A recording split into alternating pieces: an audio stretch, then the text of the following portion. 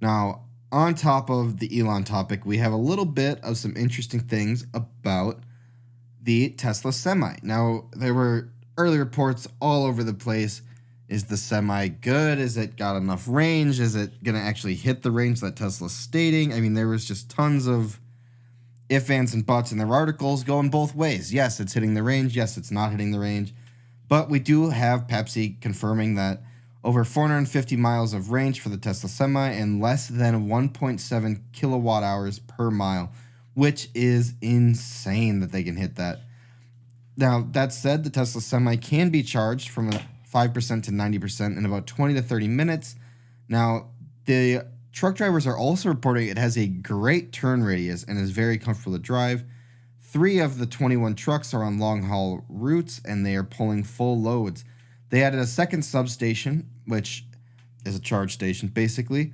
Excess added for 3 megawatts of electricity, I believe, and they added more electrical and charging infrastructure to help get these trucks where they're going. With that, it is wild that time and time again, obviously, real-world performance is going to vary much more with an EV than a gas vehicle. But out of all the companies that guess their range the best, Tesla seems to be pretty on top of what's happening.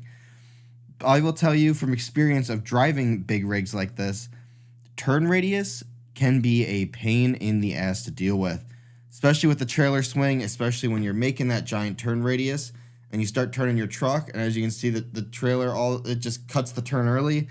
That turn radius is so crucial to making it feel better on tight roads or smaller roads, or when you're just trying to turn into an area that's got a little bit smaller of a thing. So to hear that truck drivers are enjoying that part of it, that alone is something that electric cars will hopefully be able to keep doing way better than gas vehicles. And this seems to be at least what's, I guess they didn't say it's necessarily better, but to report it has that as a truck driver means that's something they noticed. And that is noteworthy as somebody who used to drive trucks quite a bit more. Now we have the FCC. This is August 4th here. So we're obviously 3-4 weeks off after this, but the FCC just slapped a robocall company with $300 million fine after it made 5 billion calls in just 12 weeks. Now, I got to be honest here.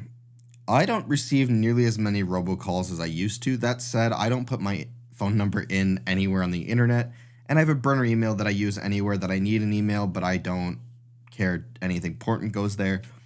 But this is wild. I mean, the fact that they can do that quickly, and that's all they get for a fine. Like, the robocall companies just shouldn't get rid of them. It's not worth it. Now, with that, how do you even make that many calls at a time here? This topic is more of a what the fuck? How do they even manage to put out that many emails in that amount of time?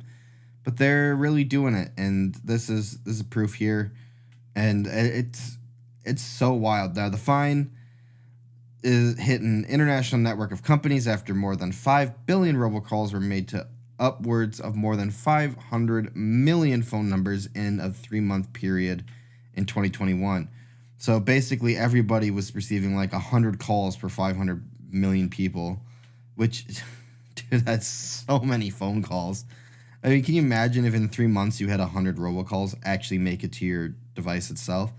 Like, you got to admit that spam blocking has gotten quite a bit better, and thank God, because it would be insane if it wasn't.